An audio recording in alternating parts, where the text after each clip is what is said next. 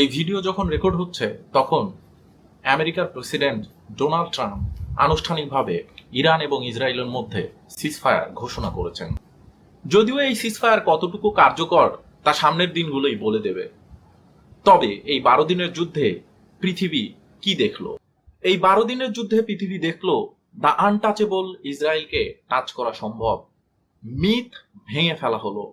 Iran touch করলো not only Israel but also America.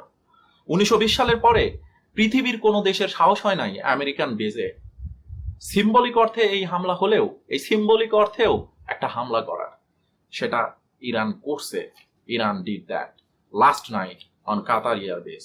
এটি ছিল once in a history moment, যেটার I witness হয়তো 1920 সালের পরে আজও পর্যন্ত পৃথিবীতে যারা গত হয়েছে তারা দেখে যেতে পারে নাই, যেটা গত রাত্রে কাতারে সম্ভব হয়েছে। আমাদের চোখের সামনে এই ঘটনা আনফোল্ড হতে দেখা গিয়েছে। সিজফায়ার হয়তো টিকবে, হয়তো টিকবে না। সামনে আরো যুদ্ধ দেখা যাবে, অনেক প্রাণহানি হবে, ইরানিয়ান মানুষ হয়তো ক্যাজুয়ালিটির শিকার হবে অনেক বেশি। কিন্তু এই যুদ্ধে আমার মতে সবচেয়ে বড় সফলতা হচ্ছে আনটাচেবল, দ্য আনটাচেবল ওয়ান, ইসরায়েলকে টাচ করা। আমরা আমাদের চোখের সামনে দেখেছি ইসরায়েলের রাজধানী তেল আভিভে ইরানের ব্যালাস্টিক মিসাইল একের পর এক আঘাত হানছে।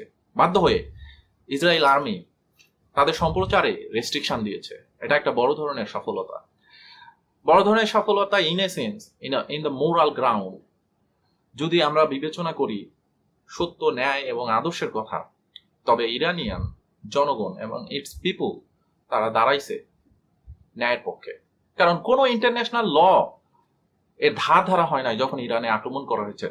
একই সময়ে তারা নিউক্লিয়ার টকে উপস্থিত ছিল, ওমানে এই বৈঠক বসতে যাচ্ছিল।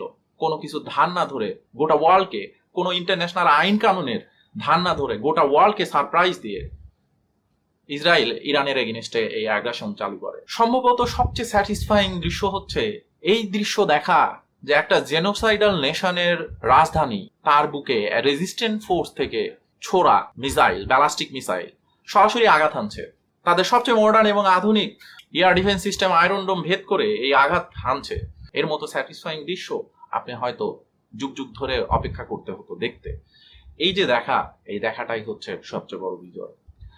এটা কোনো ইহুদি বিদ্বেষ না, এটা কোনো ন্যাশন বিদ্বেষ না, এটা হচ্ছে সত্য এবং ন্যায়ের পক্ষে অবস্থান।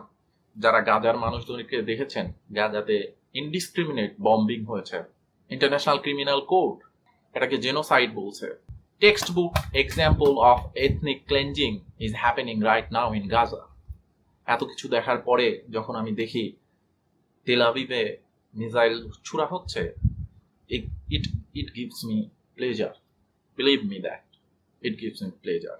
মেলা মানুষ মেলা কিছু বলতে পারে, তবে আমাকে এটা প্লেজার দেয় এবং আমি বারবার বলবো যে এটা আমাকে প্লেজার দেয়। কারণ Zionist regime, it's not a whole Jew community, এটা আপনি ভুললে চলবে না।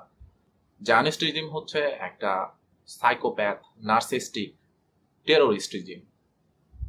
সামনে হয়তো যুদ্ধ হবে, আরো হয়তো অ্যানালাইসিস নিয়ে আমি আসবো। আমি মোহাম্মদ মাহফুজুর রহমান। আমার চ্যানেলটা সাবস্ক্রাইব করবেন এবং নিউ ভিডিও আপডেট পেতে থাকবেন এই বিষয়ে। ধন্যবাদ, ভালো থাকবেন।